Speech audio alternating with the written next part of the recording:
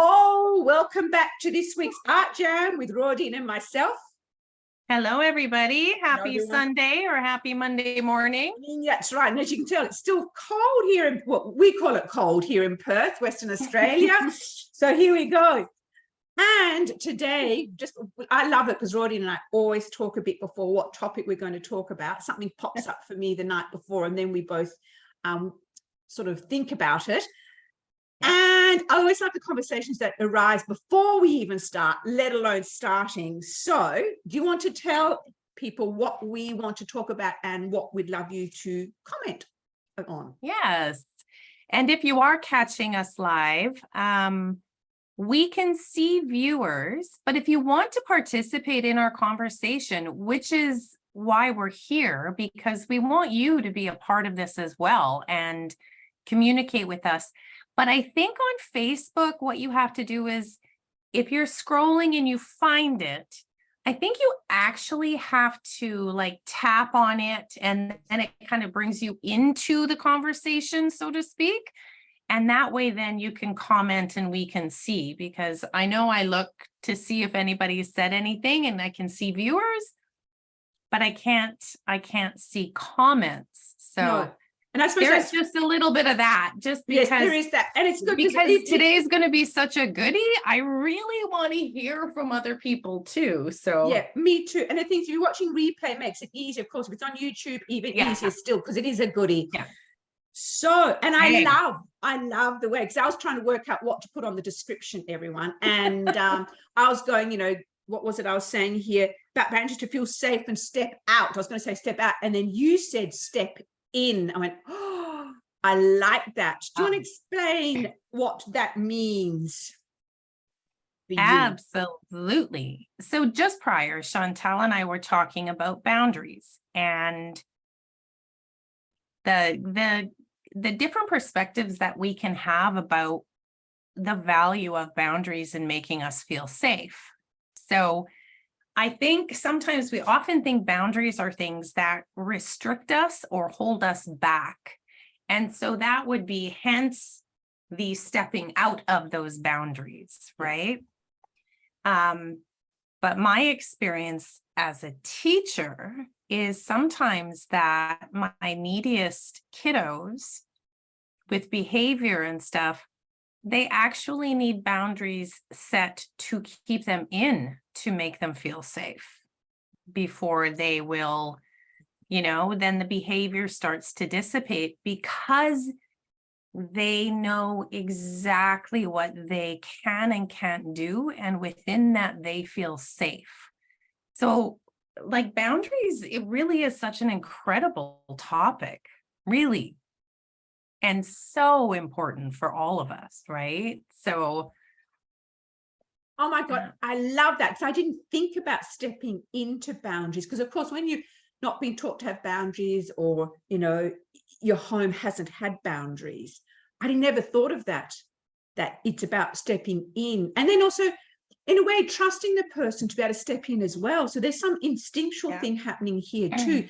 This is a huge topic, because I did a while ago a webinar on it, value yourself by setting boundaries, because it's also in the end can be about when you can start saying no. And the reason why I also came up, I was thinking about it. My partner made me a while ago, when I was really starting to step out or step back in to life again after all that. He created this beautiful piece. It's got, I don't know if you can, it's silver and gold, and he called it outside the square.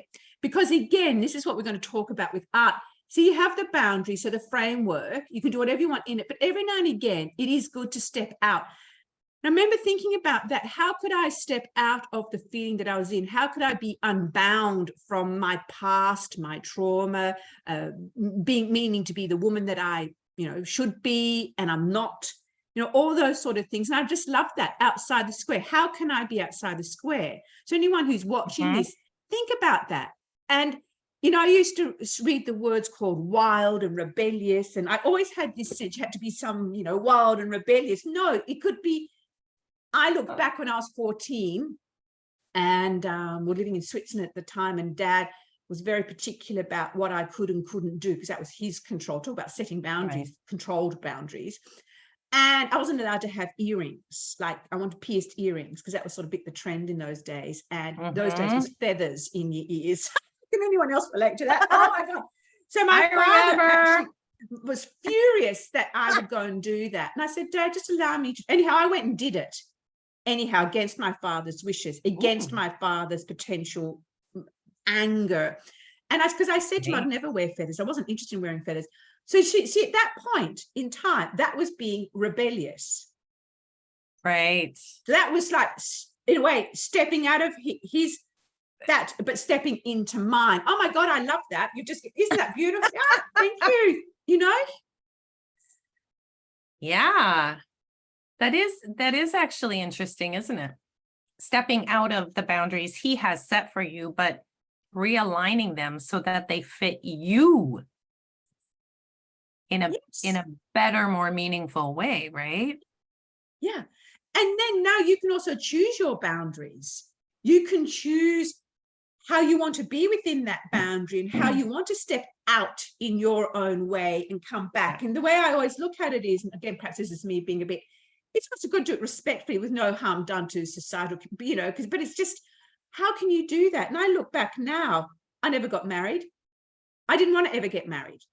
I did want children, but not marriage. And I knew I'd never take on my husband's name. In those days, which was what? And I'm 60 now, when I was at 20, so 40 years ago, that was still not quite the norm yet, you know? Yeah. Interesting. I It had a is. thought, of course, and it's gone now, right? But it was something to do with creating our own boundaries for ourselves, but it's gone. Yeah, it'll come back. It'll come back. And what I find as well, by setting these boundaries, it's also physical, energetic, spiritual, and mental boundaries. So it can be within the mental ones. It's also setting boundaries of how you're going to think, not keep churning. Spiritual boundaries is like perhaps not getting lost in the spiritual world, but being aware of it, making choices. Physically, of course, sometimes you need to be aware of people, events, situations. So there's all sorts of boundaries. But I found the more confident I became, the more I could set boundaries. The more I set boundaries, the more confident I became.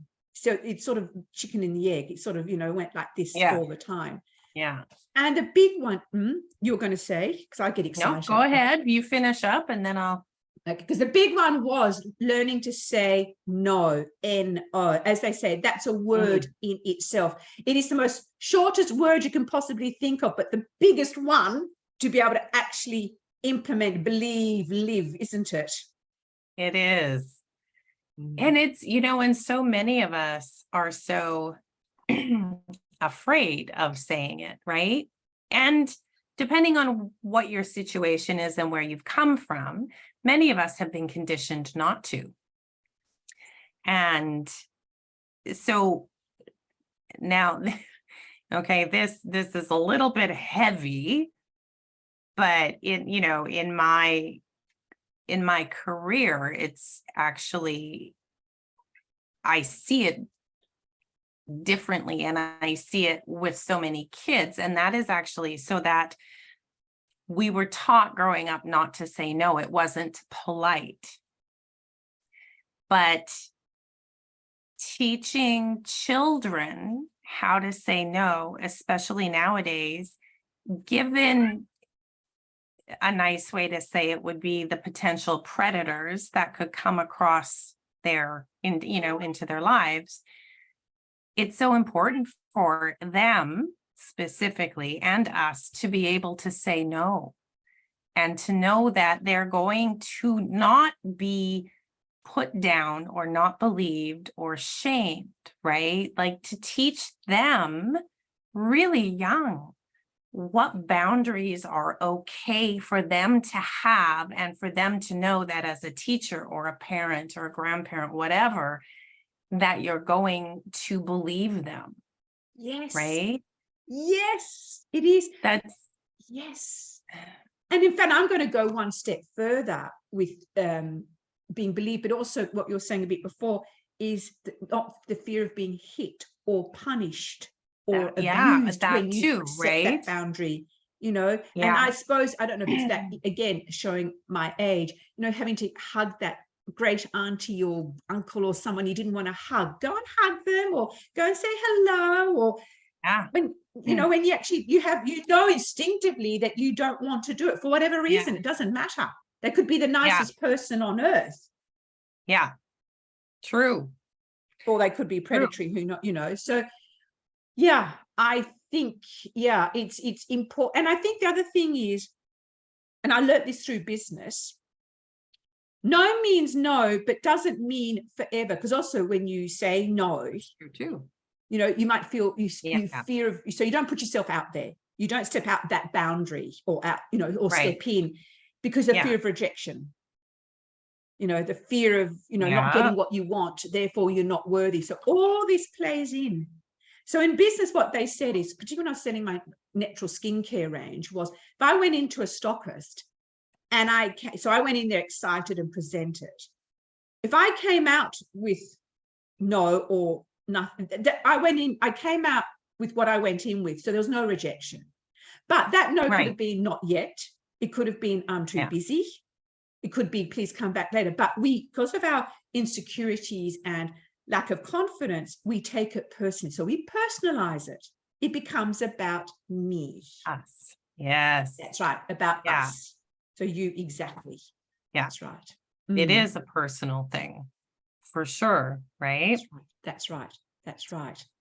And I know for myself, saying no became really hard to say. It still is sometimes hard to say. Yeah. I feel like I need to follow it up with something like, I'm sorry. No, I'm sorry. I'm not sorry, really. I'm sorry. I think sometimes that I feel uncomfortable saying the no, but it's a no. No, for like you said, for whatever reason, that's just not going to work for me. Right? Yes, that's right. That's right. And I'm wondering then, that'll be a whole nother topic that comes also potentially into people pleasing and fawning. Yeah. That we feel the need to go and say sorry because we set our own boundary. Then we need to go and say sorry and justify it. Right. It's so silly. But and I think different countries approach boundaries differently as well. Yes. Right. I know in Canada, we're all about, we do, it's kind of a joke, but it's kind of true that we're always, oh, sorry. And we're very polite and we are just like that. And I do think to a certain degree, that's very, very true. So for us to say, even if it's something simple like, do you want to, a friend invites you to go, whatever, to a movie. And it's just hard for us to say, oh, no, thanks for asking me, but no, I'm going to pass. We feel bad doing that. I know I sometimes do. I'm getting way better. But in other countries, that just would not even be a thought on either party, right? That's right. Like it just wouldn't even be a thing. It would be like, okay, and they'd phone up the next person. But interesting how even that we feel like we need to then justify our no. Exactly right. I'm so busy and I'm so tired. And it's like a no is good. And it should be, like you said, right? It's a complete sentence. That's right. That's right. And I think, again, it is because we're like that in Australia too. We can just bump into someone, I'm sorry, or something is, I'm sorry, or, I bumped into them, they say sorry, like in the shops or anything like that. So again, it is that. Yeah. And in fact, for me, it's no longer even polite. It's so automatic that we don't even think about, again, we don't question, do I really need to keep doing that? Why am I doing that? Why do I feel the need to do that? So, I think it's really important. And I think the other thing we were talking about as well, what came to mind was boundaries in art. Do you work within the canvas? Yes. Do you my partner used to put big canvases on the floor over a tarpaulin, but he would then do art and then it'd go off and come back, off and come back, because that's how we create an energy. But equally, I was showing you this as well, how, you know, you said to put tape around, right, and then work Yeah. within. And I did that, but interesting enough, I still felt constrained with it. But, you know, they did that because it creates a container, I suppose. Whereas with this one, I didn't, you see. So I went off and came on.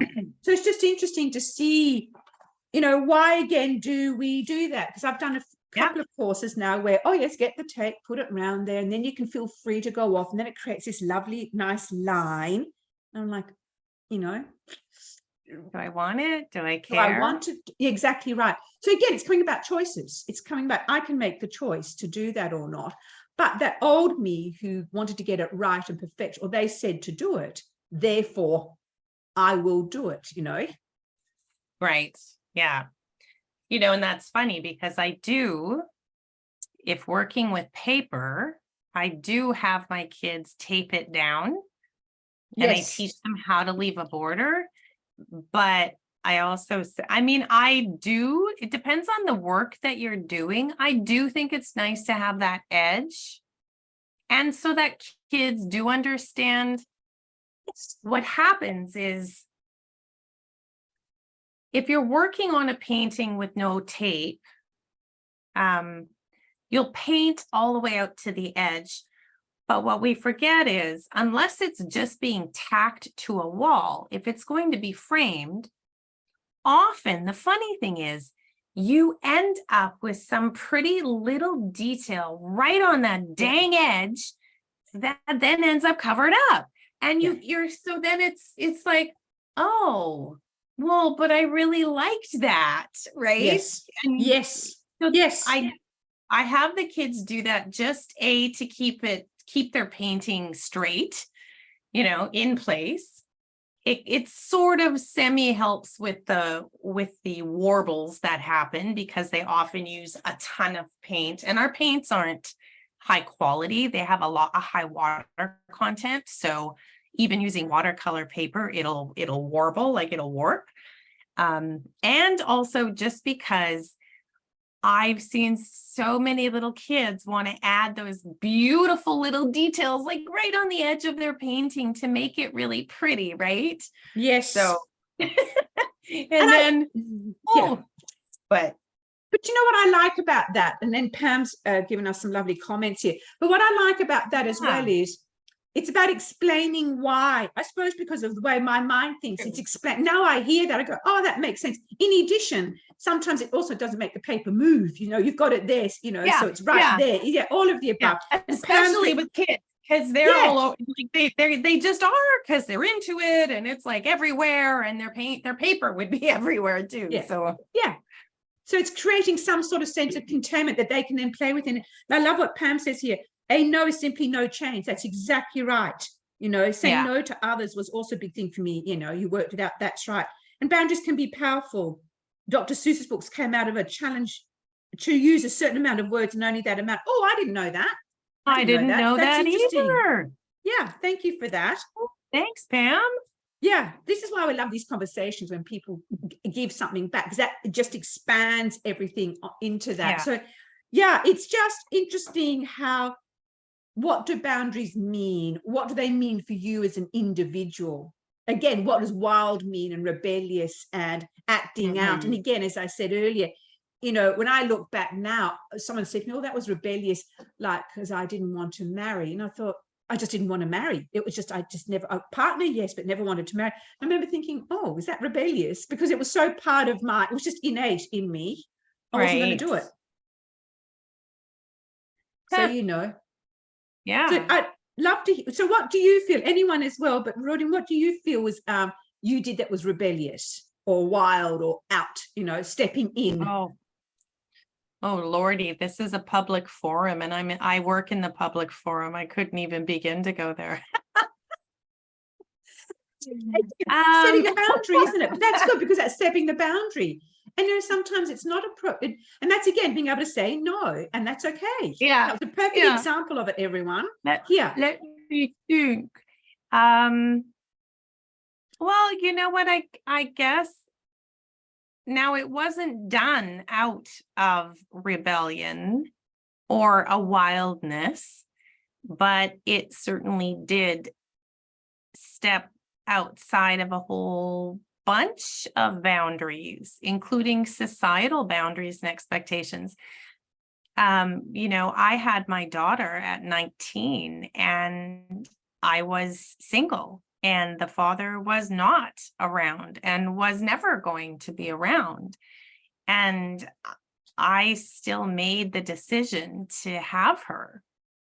And it wasn't out of what society thought, right? I mean, society has very interesting ideas based Yes. on why they think, young women make those decisions. And mine was not that at all. Mine was definitely I had to make the best decision for myself and this child. And I chose that, that I could be a good single mother to a baby. That was a big one. Oh, yeah.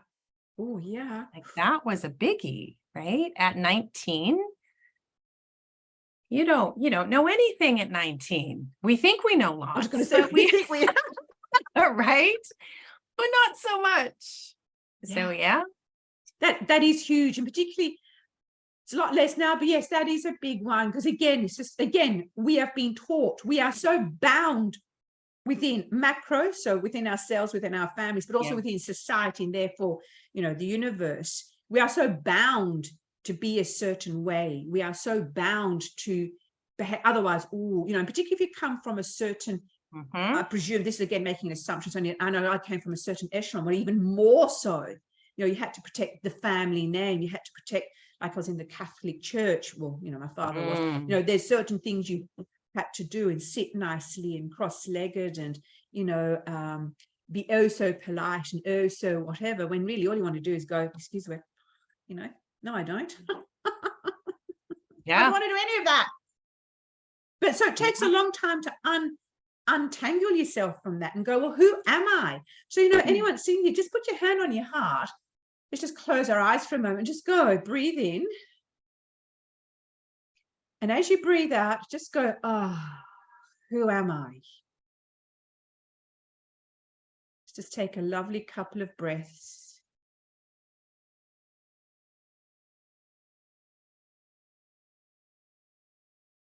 Keep asking yourself, who am I?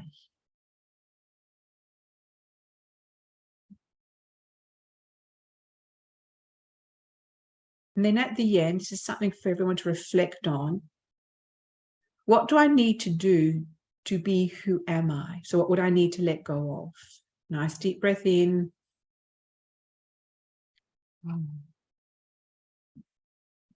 When you're ready, just coming back.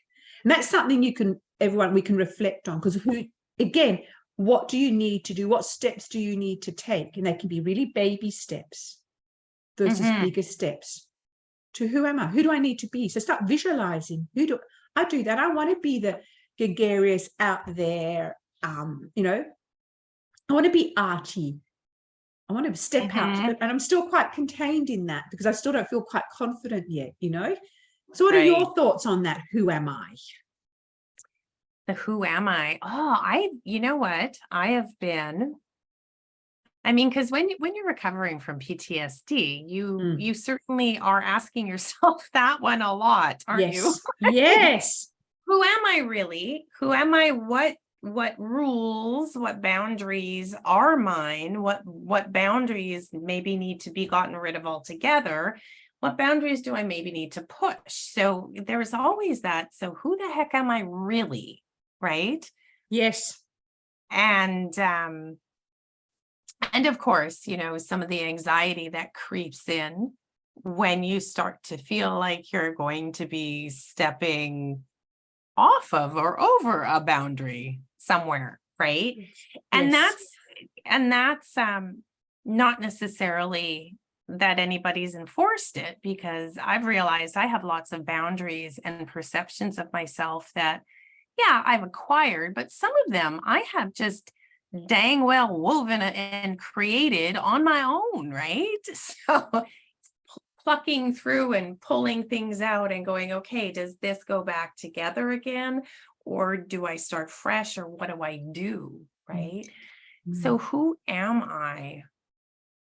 I'm still figuring it out. And I've had a week actually where just events. I've had lots of lovely events and wonderful things happening. The majority of my week was like that, but I've had um some things happen though where it's got my anxiety getting a little bit higher and I'm having those feelings again. And it's like, okay, I've got to deal with this. Like, I've got to deal with this because I'm not going back.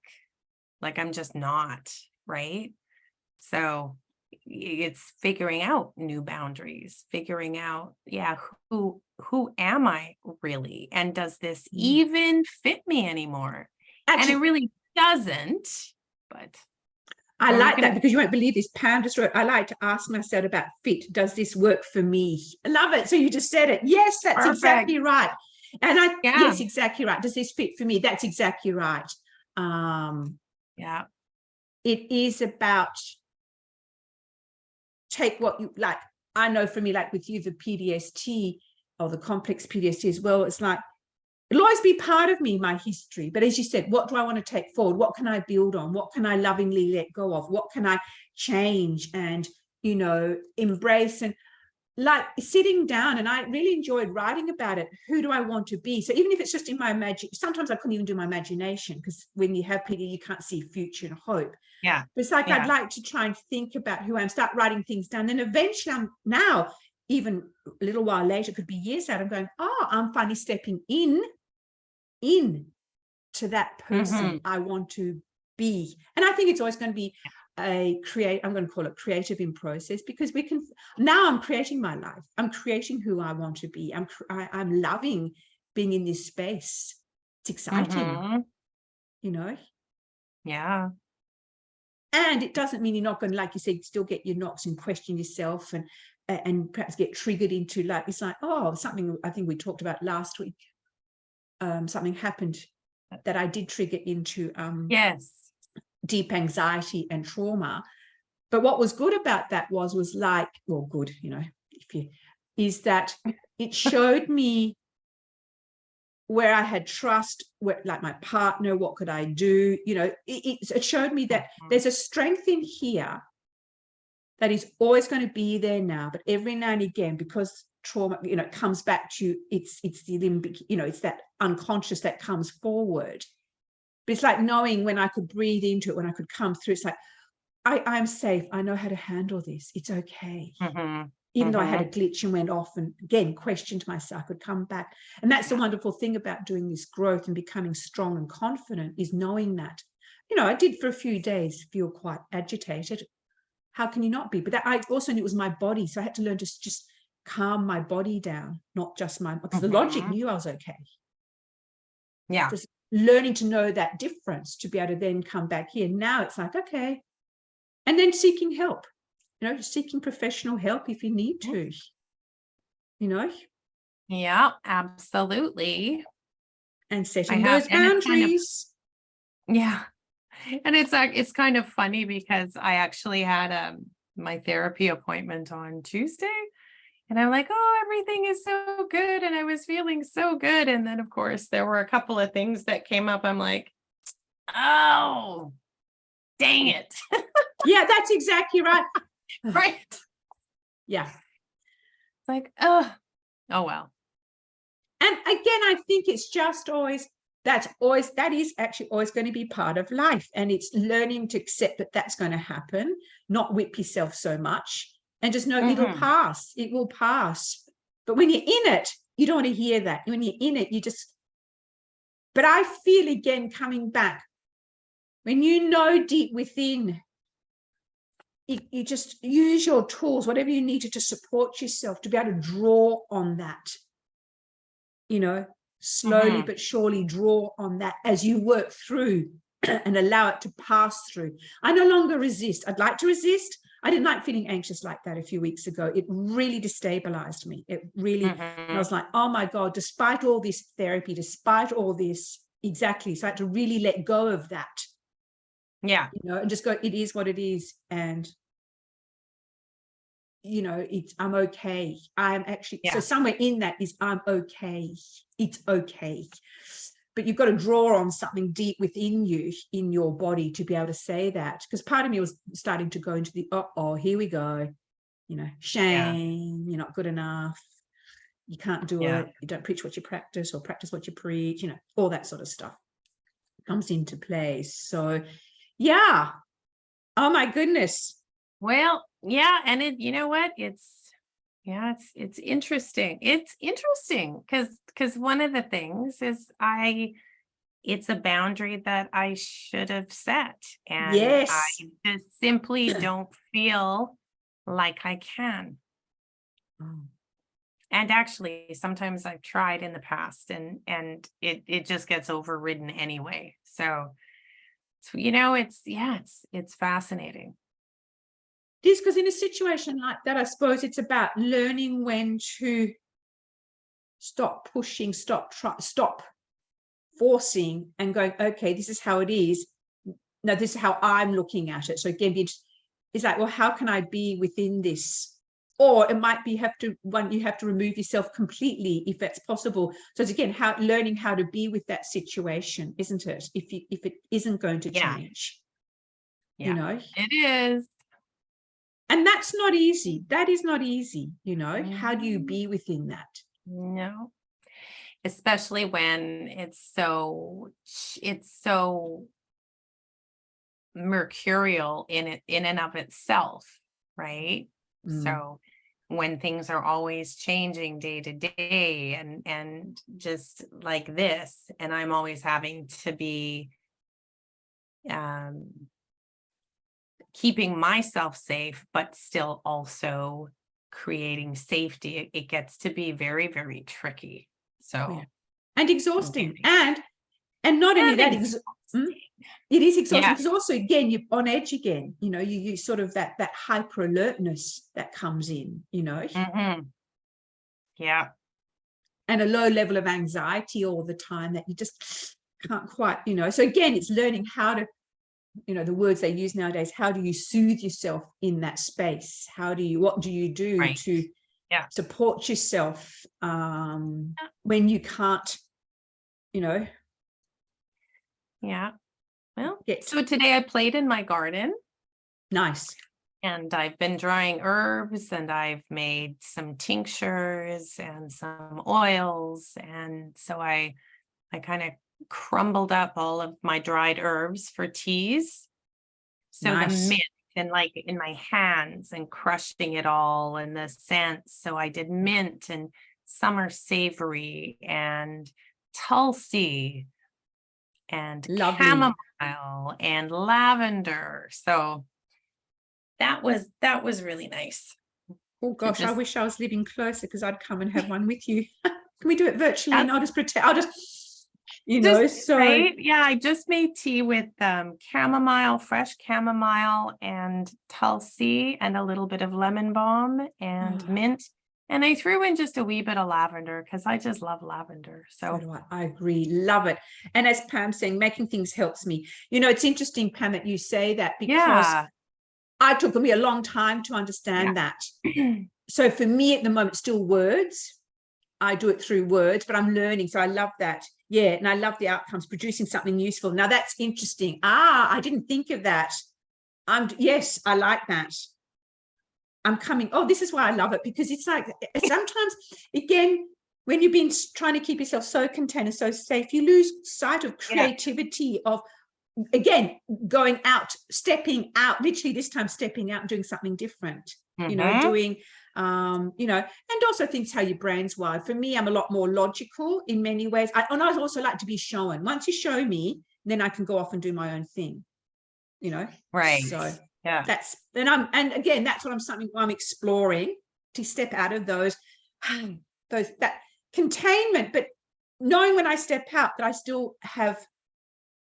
I'm still protecting myself in that sense of I'm not going too far. Because in the past, when I didn't understand that, I'd go way beyond what I could do and end up putting myself in all sorts of situations that actually became toxic and not healthy, you know. Right. So, you know, so it's being aware. Oh my goodness, as always, we could go on and on. We could. So Yes. thank you again, Rodine. I really enjoyed that. And I've just Thank been you. quietly doing I'm learning, doing just little markings now. And what was interesting, so again, stepping out the boundary, I wanted it all perfect. See, I started off with a square and ended up with a rectangle. Nice. And my Yeah. creativity right now was actually, I was just plucking off dried paint Lovely. off of my paint board, off my palette. So that was about as creative as I got. But they're kind of fun, and I might use them. Exactly. And I think again, it's like producing something new. Like I said, I love the outcome. Again, that is being creative. That is being able to. Absolutely. Because right at that moment, this moment in time, and also I'm not good at creating art while I'm talking. I'm not still that proficient in art, but just doing something that's, I think that's a beautiful point to end on. That something like that is still fun, creative, playful, and who knows where it might go. It might not. Who knows? That is about stepping in and allowing it to emerge. Yeah. Oh. And there we go. There we go. Thank you, everyone. If you want to find us, thanks, Pam, for joining. Yes, and commenting. Yay! And commenting. So yay! Yes. And if you're coming from YouTube, all our want to contact either of us, either make a comment, but we've got our links down below, and we look forward to seeing you next time. Take care, everyone. Have a great week. Bye.